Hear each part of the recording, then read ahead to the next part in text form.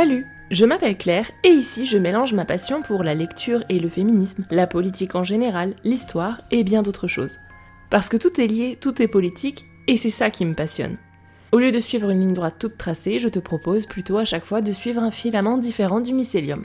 Donc c'est parti pour l'épisode du jour. Cet épisode est la suite directe de l'épisode 36A. Ils ont été écrits d'une traite et sont donc à écouter ensemble, sinon je risque de te perdre en route. Dans l'épisode précédent, j'ai expliqué mon choix de la métaphore religieuse et on a parlé du mensonge, de l'écocide et des discriminations. Je finissais cet épisode en disant que les discriminations sont aggravées par le néocolonialisme. Je vais donc maintenant m'expliquer. Il ne faut pas oublier que derrière l'IA, il y a toujours des vrais gens. On va en distinguer deux catégories qui n'ont rien, mais rien à voir entre elles. Déjà, cette histoire de néocolonialisme. Comme pour la crise écologique, ce merveilleux progrès technique qu'est l'IA nuit toujours au même en premier. Alors c'est sûr que, sans aller plus loin, je pourrais passer des heures à t'expliquer comment j'ai vu de première main, en tant que traductrice, ces techniques nous bouffer et bouffer notre métier n'importe comment. On en avait déjà parlé un peu avec Isabelle dans l'épisode 35. Mais en fait, c'est du pipi de chat à côté de ce que d'autres vivent. On l'a vu, l'IA n'est certes pas intelligente, mais elle n'est pas non plus artificielle, vu qu'elle exploite des gens pour fonctionner. Là encore, l'IA n'invente rien, cacher la domesticité pour donner l'impression que le boulot se fait tout seul, c'est vieux comme les rapports sociaux de domination, mais elle ne résout rien non plus. Elle reproduit aussi le vieux schéma d'exploitation nord-sud, d'où l'idée de néocolonialisme, et on va voir comment. Il faut bien comprendre que l'IA, c'est aussi plein de vraies personnes, comme vous et moi, mais habitant dans des pays dits du sud global, mal payés, sans protection sociale. Des jobs précaires, très précaires, vu qu'on te paye à la tâche. Ce sont des personnes dont on va invisibiliser le travail pour pouvoir dire « Oh, regardez comment c'est trop bien, c'est magique, ça marche tout seul, ah là là, qu'est-ce qu'on fait de nos jours, c'est impressionnant !» Un exemple tiré de l'article « Le futur n'existe pas » d'Arrêt sur Image, un article passionnant que je t'encourage à lire en entier après. Je cite « Amazon va progressivement abandonner sa technologie Just Walk Out, un système de caméras et de logiciels de reconnaissance automatique imaginé par Jeff Bezos dès 2012, qui promettait aux clients de vivre l'expérience, entre guillemets, magique, de faire ses courses sans avoir à passer par la caisse. Entrez, remplissez votre panier et partez sans payer. Le panoptique de l'IA s'occupe de tout. » Entre le remplacement total du personnel humain, l'invisibilisation de l'acte d'achat et la collecte massive de données personnelles biométriques des clients, le système coche toutes les cases du fantasme patronal de contrôle cybernétique. Sauf qu'en guise d'IA magique, le système déployé dans 20 magasins Amazon Fresh aux États-Unis employait 1000 travailleurs indiens à distance pour regarder les images et attribuer correctement les articles aux clients. La machine ne fonctionnait que 30% du temps. Ce n'est qu'un exemple parmi des dizaines et des dizaines. Souvent, on va vous dire que c'est de l'IA, alors qu'en fait, ce sont des vrais gens, payés à la tâche, très mal payés, qui font le boulot. Les mêmes qui entraînent ce fabuleux Eldorado de l'IA. Parce que quand on explique l'entraînement de l'IA, on explique qu'on l'entraîne en lui disant « ça c'est un canard, ça c'est un vélo, ça c'est un feu rouge ». Des exemples très anodins. Bon, dit comme ça, c'est déjà abrutissant en soi, mais c'est vraiment du cache-misère de présenter les choses comme ça. En fait, on doit aussi lui dire « ça c'est un viol, ça c'est une décapitation, ça c'est un accident de voiture mortel, ça c'est de la nécrophilie, et ainsi de suite. » Et regarder ce genre de contenu toute la sainte journée, ça ne peut pas être anodin. Les séquelles sont bien réelles. Burn-out, syndrome post-traumatique, insomnie et autres problèmes de santé mentale. Ce travail peut aussi affecter leurs relations sociales, parce qu'en plus des séquelles qu'on a déjà évoquées, pour pouvoir gagner sa vie avec ça, il faut être toujours joignable pour recevoir les tâches, donc notamment la nuit, le week-end, etc. Pour le dire simplement, le travail cognitif de cette, entre guillemets, intelligence artificielle est toujours assuré par des humains qu'on a mécanisés et déshumanisés pour humaniser la machine. Parce que même si les tâches qu'on leur demande ont l'air trop simples, dire que c'est un canard, un enfant de 5 ans pourrait te le dire, mais c'est déjà trop compliqué pour la machine soi-disant si intelligente qu'elle va révolutionner le genre humain. Et en vrai, dès que tu grattes un peu, il s'en cache pas tant que ça. Rien de nouveau sous le soleil non plus d'ailleurs. Tiens, par exemple, as-tu déjà entendu parler du turc mécanique ? Aussi appelé automate joueur d'échecs, c'était un prodige d'ingénierie du XVIIIe siècle. Un automate capable de jouer aux échecs. Incroyable test de Turing bien avant l'heure. Les foules se déplaçaient pour le voir jouer contre lui. Incroyable. Sauf qu'en fait, sous la mécanique bien huilée et les flonflons, une vraie personne jouait aux échecs dans l'automate. Imposture. Pourquoi je te parle de ça maintenant ? Le turc mécanique, dans la langue de Jane Austen, ça se dit Mechanical Turk. Et Mechanical Turk, je te le donne en mille, c'est aussi une plateforme d'Amazon qui permet aux entreprises de sous-traiter leurs processus et toutes ces petites tâches qu'on n'arrive pas encore bien à automatiser, parce que cette foutue intelligence artificielle est quand même bête comme ses pieds, à nos travailleurs et travailleuses du clic. On peut faire ça sans avoir trop à regarder sous le capot des conditions de travail, etc. L'autre avantage, c'est qu'avec ces plateformes, c'est aux travailleurs et travailleuses de payer leur outil de travail, pas aux plateformes ou aux entreprises clientes. C'est vraiment super pratique et économique.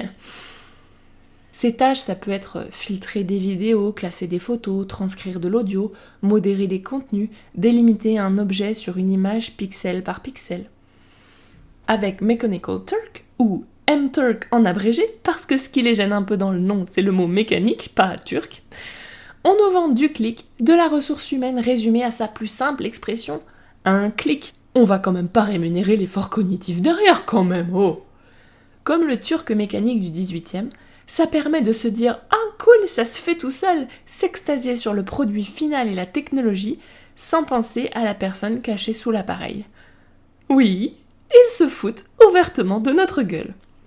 J'avoue qu'au-delà de ce que j'ai déjà décrit, ce qui m'énerve le plus, c'est qu'ils n'inventent rien, mais vraiment rien, de rien, tout est repompé d'avant, même le nom. Comment leur demander de proposer des outils créatifs derrière ? Et puisqu'on est sur les anecdotes historiques, nerd un jour, nerd toujours, certains commencent à parler d'IA Potemkin. Alors, qu'est-ce que ça veut dire ? L'expression d'origine, c'est « village Potemkin », du nom de Grigory Potemkin, ministre de l'impératrice Catherine II de Russie. Et cette expression désigne des trompe-l'œil utilisés à des fins de propagande. D'après la légende, pour cacher la misère du pays, quand l'impératrice était en visite, on faisait des façades bien propres, bien finies en carton-pâte, et on cachait la misère derrière. On évitait de regarder les maisons pas finies, la pauvreté, la violence et la saleté. Pourquoi je suis en train de penser aux Jeux Olympiques d'un coup ? Donc voilà, tu comprendras l'expression IA Potemkin si tu la croises. Mais revenons à nos prolétaires du clic. Comme nos techno-capitalistes adorent se torcher avec le droit du travail, à chaque fois que dans un pays, les travailleurs et travailleuses se mobilisent, s'unissent, se rebellent, se syndicalisent, etc., on ferme, on déménage le centre ailleurs. À une époque, l'Inde et les Philippines avaient la cote, en ce moment ce serait plutôt le Nigeria ou le Kenya, et c'est pas à l'abri de changer encore à l'avenir. Ursula Le Guin nous le demandait déjà dans Ceux qui partent d'Homélas. Une nouvelle et une expérience de pensée très importante que je t'invite à découvrir si tu ne connais pas déjà. C'est court à lire et je te mets le texte en description. Bref, si je paraphrase Ceux qui partent d'Homélas en l'appliquant à notre sujet du jour, tu resterais, toi, si tu apprenais que toute cette automatisation entre guillemets magique a pour prix la souffrance humaine, y compris d'enfants ? Dans tous les cas, c'est sûr, c'est plus facile de fermer les yeux quand on ignore tout ça, et c'est la raison pour laquelle on nous vend ces IA Potemkin et ces turcs mécaniques. Parce que c'est plus poli que de dire qu'on a juste trouvé une énième façon d'exploiter les anciennes colonies pour le confort de l'Occident. Donc ça, c'était pour le sort du groupe des travailleurs et travailleuses du clic. L'autre grand groupe, c'est celui des propriétaires d'IA. C'est là qu'on va parler de fascisme. Parce qu'on n'est pas en train de parler de gens qui ont votre bon intérêt à cœur. On parle de gens qui sont à minima en collusion avec nos dirigeants fascistes et qui leur donnent du fric quand ils ne sont pas ouvertement nazis eux-mêmes, suivez mon regard. Et ça leur va bien puisque dans ce système, tout est autoritaire. On nous impose les outils, on crée un système à 2 vitesses entre ceux qui vont adopter ou refuser, et refuser ces outils c'est pas anodin, c'est perdre son boulot et tout le reste. Entre ceux qui réussissent et ceux qui ne sont rien, comme dirait l'autre génie. Pas de démocratie ici, on s'en reparle après. Et ces décisionnaires fantasment un futur ultra individualiste, standardisé, bien rangé, classé, optimisé, surveillé en permanence, même si maintenant on dit traqué, On l'a vu lors de la dernière prise de fonction de Trump. Ils mangent tous dans sa main, ne serait-ce que pour toucher de juteuses subventions, vu que leurs systèmes sont pas rentables. On a évoqué une levée de fonds de 500 milliards de dollars, même si apparemment dans les faits c'était moins, comme encore, comme toujours. 2 questions. Comment prétendre encore que la technologie est neutre ? Non, c'est pas que du code, c'est du code décidé par des fachos. Et 2e question, comment ça pourrait bien se finir ? Complètement au hasard. Actuellement, l'administration Trump fait disparaître des mots-clés dits indésirables comme femmes, climat, LGBT ou diversité de son administration. Les textes qui les contiennent peuvent être supprimés, les projets de recherche qui en traitent définancés, etc. Et pas seulement aux États-Unis, le nuage ne s'arrête pas à la frontière, ça peut être partout où le soft power états-unien a de l'influence. Et donc, imagine 2 secondes si on fait pareil avec ChatGPT et compagnie. Si on supprime ces mots des corpus et des bases de données, si on décide que finalement donner des infos sérieuses sur l'identité de genre, la reproduction ou le réchauffement climatique, c'est niette. Après tout, qu'est-ce qu'on pourra bien faire contre ça si ça arrive ? Eh bah, rien. Ce qui m'amène au péché capital suivant, le déni de démocratie, qui va avec le manque de transparence. Donc, le déni de démocratie, il commence avec le non-débat autour de la technologie. Tu dois forcément être pour, sinon t'es réac, ou alors c'est que t'as pas bien compris, on va te réexpliquer, ou pire, tu es technophobe. Et ça non plus, c'est pas nouveau ni original, comme l'explique l'historien François Jarriche dans une conférence passionnante que je te mets en description. Pour savoir si un truc est démocratique ou pas, c'est assez facile, il suffit de répondre à une question. Qui décide ? Si la réponse est nous, collectivement, qui décidons à la suite d'une discussion informée après avoir pris le temps de réfléchir, de se renseigner, etc., alors oui, c'est démocratique. Qui décide ? Des entreprises privées avec des codes secrets qui ponctionnent les données du monde entier sans nous demander notre avis ou notre permission. Ça avait déjà commencé avec les algorithmes qui piratent les élections et influencent les indécises. Là encore, l'IA est une gigantesque caisse de résonance de ces problèmes. Et ce sont ces mêmes entreprises qui décident de comment on entraîne les IA et à partir de quoi. François Jarriche nous explique comment le déni de démocratie est imposé pour le débat. Le débat sur la technique, il est exclu du débat sociopolitique et démocratique, c'est juste une poignée de spécialistes, qui ont donc forcément un intérêt certain sur le sujet, vu que c'est leur salaire. Et ces spécialistes sont chargés de débattre entre eux sur la technique. Toi, tu pourras éventuellement juste choisir la couleur des rideaux, mais personne ne te demande si t'en veux ou pas. Et on revient à la question qu'on posait plus haut. Quand il faudra choisir entre alimenter un data center ou un hôpital, c'est pas à nous qu'on posera la question. T'as qu'à serrer les fesses et espérer que ce sera l'hôpital, mais perso, j'ai des doutes. Ce qui décide, il est partout. Qui décide du travail qui a une utilité ? Qui décide de ce qu'on produit ou pas ? Qui décide de ce qu'on automatise ou pas ? Qui décide des ressources et des gens qu'on sacrifie ? Et on pourrait continuer longtemps. De plus, on nous impose ce système extrêmement rapidement. On n'a pas le temps de se préparer, réfléchir, faire les choses bien ou refuser, sans parler de l'adaptation de la législation. Et une fois que le mal est fait, on te met devant le fait accompli et on demande encore et toujours à des individus de s'adapter au lieu de corriger le tir d'en haut. Et il faut vraiment se rendre compte à quel point c'est imposé partout. Exemple anodin mais révélateur, je ne supporte plus les traductions automatiques impossibles à désactiver dans YouTube. Et petit à petit, ça se met dans tous les outils. On te colle de l'IA partout et si t'en veux pas, tu dois t'accumuler une pollution visuelle permanente. Tu peux pas juste dire « j'en veux pas, foutez-moi la paix ». Puis à côté, dans ces mêmes outils, tu vas avoir des bugs qui mettent des mois à être corrigés parce que pas le temps, on développe l'IA là. Et d'ici à ce que l'IA serve de prétexte à une hausse des coûts, ça me surprendra pas non plus. Autre truc qui m'énerve, c'est qu'on voit de plus en plus de mentions « garantie sans IA » ou de gens qui précisent « non, je vous assure, c'est pas un fake ». Alors, d'accord, c'est très bien, mais c'est l'inverse, c'est l'IA qui devrait être marquée.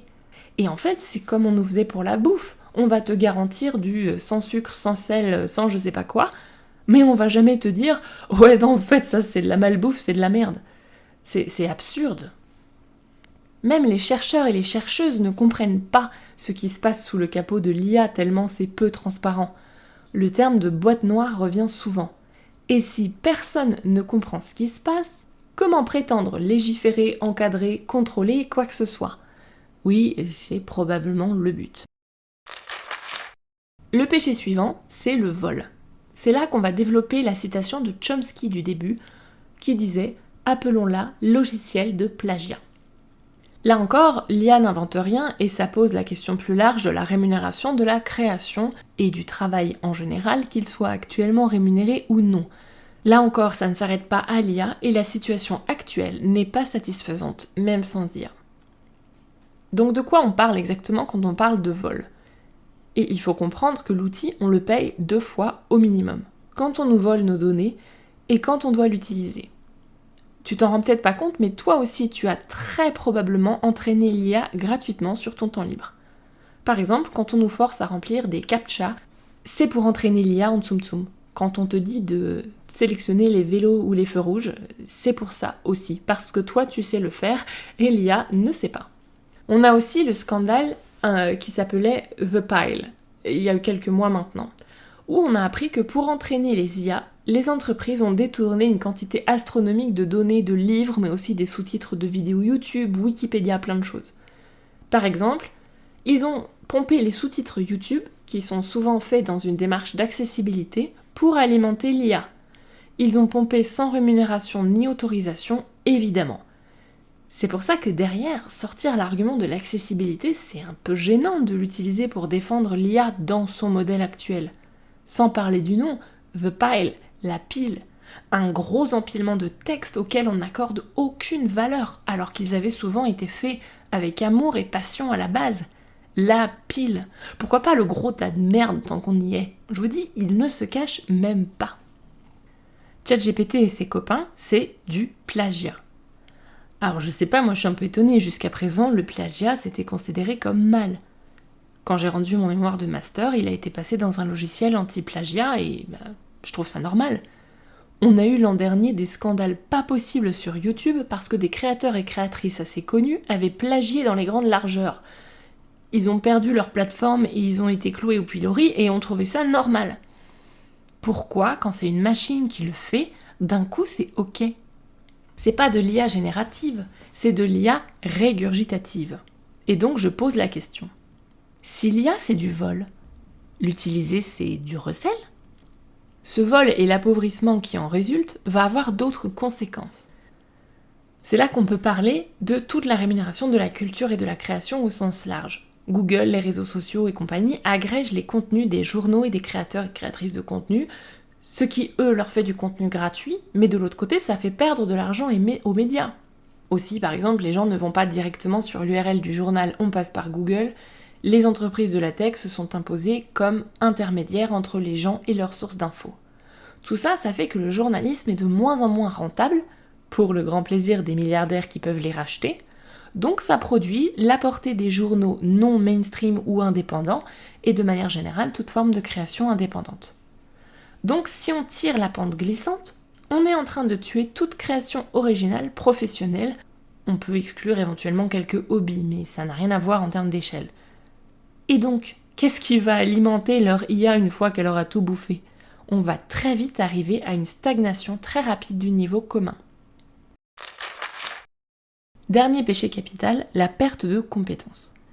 Je ne reviens pas en détail sur ce qu'on a déjà dit dans l'épisode précédent, mais ça s'insère clairement ici aussi. Sur la perte du travail, ce qui saute aux yeux, c'est qu'on fait des économies, entre guillemets, donc on supprime des postes. Rien de personnel, c'est le jeu, ma pauvre Lucette. Mais en fait, oui, mais non, mais pas que, c'est plus compliqué que ça. Quand on supprime un poste, on ne se contente pas de supprimer un poste. Supprimer des postes à tout va, fragiliser à l'extrême le monde du travail, précariser tout le monde, passer du salariat à la plateformisation, donc des freelances payés une misère à la tâche, eh bien ça détruit aussi le mouvement social, ça favorise l'individualisme, la fragmentation, ça empêche la syndication, l'entraide et la communication. Là encore, l'IA n'invente rien, c'était déjà l'enjeu de la révolution industrielle, on y reviendra sûrement plus tard, mais ça ne fait qu'aggraver le problème. Et Au-delà de tout ça, je voudrais ajouter 2-3 idées, notamment sur la perte de compétences. Faut qu'on se dise les choses franchement. Quand on se sert pas d'un truc, on le perd. Comme les muscles, mais ça vaut aussi pour le cerveau. Moins vous ferez, plus ça paraîtra dur, moins vous saurez faire. Oui, c'est difficile et non, malheureusement, on peut pas apprendre à tout maîtriser dans la vie. Sniff, il faut faire des choix. Mais il y a un monde entre renoncer à certains hobbies et tout automatiser sans rien faire. Toute cette génération à la chaîne, ça remplacera jamais le plaisir d'apprendre à faire soi-même. Si tu te mets au dessin, il te faudra peut-être 6 mois pour réussir à faire ton dessin façon Ghibli, ou plus, j'en sais rien, je sais pas dessiner. Mais t'en tireras vraiment pas le même plaisir, la même fierté que le dessin Ghiblia que t'as généré la semaine dernière et déjà oublié. Déjà qu'on est empoté et qu'on sait plus faire sans smartphone, alors là, on accélère une perte de connaissances atroce qui ne va vraiment pas nous servir. On renonce à notre autonomie, à notre indépendance. On ne peut sérieusement envisager de comparer favorablement l'IA par rapport à l'humain que si on estime que l'intuition, les émotions, les traumas, les digressions sont des faiblesses, des problèmes à éradiquer. On est encore dans cette opposition entre rationalité et émotion. Et si on pense que seule la rationalité compte. Et puis l'IA, fondamentalement, c'est numérique et en 2D. Dans la vie réelle, l'usage est assez vite limité. Si on pense à toutes les créations matérielles de type, je sais pas moi, cosplay, peinture de figurines, cuisine, jardinage, éventuellement l'IA pourra te pondre des instructions, mais pas produire le truc. Donc soit on se dit que professionnellement tout est détruit, on ne fait plus, il ne reste que les hobbies. Mais comment on vit avec ça ? Soit, comme on en parlait avec Isabelle, on repense complètement notre rapport au travail, ce qui est du travail, et on valorise ce qui a une utilité sociale, comme les hobbies. Dernier mot là-dessus, via cette perte de compétences, l'IA est un super outil d'abrutissement général. Je vous laisse deviner à qui ça profite.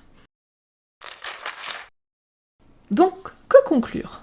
On avait promis une note positive en plus. Il faut arrêter avec le fantasme de l'IA éthique. L'IA ne peut pas être éthique, puisque ses conditions de production ne sont absolument pas éthiques.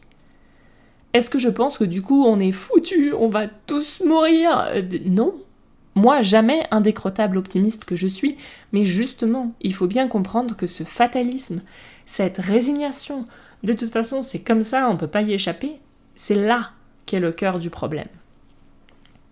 C'est une idée rappelée par Shoshana Zuboff dans L'âge du capitalisme de surveillance. On nous explique que c'est comme ça parce que ça n'aurait jamais pu être autrement, alors autant vous y faire. Parce que si ça peut pas être autrement, ça sert à rien de se révolter, comme c'est pratique. Alors que c'est faux. Faut arrêter l'inévitabilisme, la résiliation, le fatalisme, le « ah, c'est comme ça parce que c'est comme ça ». Tout ça, tout ce qu'on vient de dire, ce sont des choix politiques. Et il y a toujours au moins une alternative, généralement plusieurs. Si on en est là où on en est, ce n'est pas parce que c'était le seul modèle possible. C'est parce que c'est le modèle qui arrange les décideurs, qui manquent cruellement de diversité, ont des pouvoirs démesurés et se torchent avec la démocratie. Si t'as besoin d'optimisme, je pense pas que l'IA soit viable à long terme, entre tous les problèmes que je viens de citer, le fait que leur truc marche pas la plupart du temps, sans parler du fait que leur Eldorado numérique complètement individualiste, uniforme, antisocial et dématérialisé ne fait pas rêver grand monde en fait.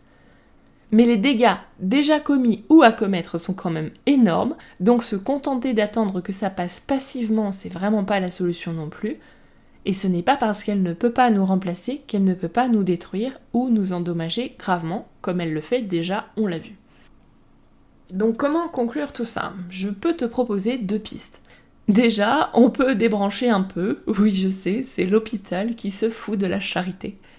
L'IA c'est fondamentalement numérique, on l'a dit, donc finalement, et si pour résister à ce projet parfaitement ridicule et irréaliste d'humain sans corps, être de pur esprit, la solution, c'est peut-être de réhabiter notre corps tout bêtement, reprendre un stylo, un pinceau, se remettre à réfléchir. Et une deuxième piste, on peut reprendre le message d'Isabelle sur les communs. Le remède à l'IA, c'est pas un peu plus d'IA, mais mieux ou autrement. C'est pas un peu plus d'individualisme.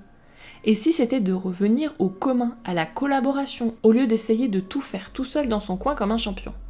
Tu sais pas dessiner ? Mais bosse avec quelqu'un qui sait et idéalement qui partage tes idées. Tu sais pas écrire ? Pareil, on a toutes et tous un truc dans lequel on est bon, bonne.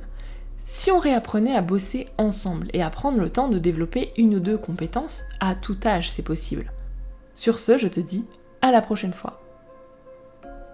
Et comme l'autre fois, plutôt que des livres, j'ai lu beaucoup d'articles, vu des vidéos, donc ce n'est pas très pratique de tout citer en fin d'épisode comme ça, mais je t'en mets plein sur le blog et en description si tu veux creuser le sujet, ce que je t'encourage vivement à faire. Voilà pour le filament du jour. Si tu as des questions, des suggestions ou envie de papoter, on peut discuter sur Instagram ou par email. Tu peux soutenir le podcast sur Tipeee, ce qui m'aidera à couvrir mes coûts, oui, acheter des livres, mais aussi des croquettes pour mes 5 chats. Et sinon, tu peux lui mettre 5 étoiles pour aider d'autres à le découvrir. Merci beaucoup!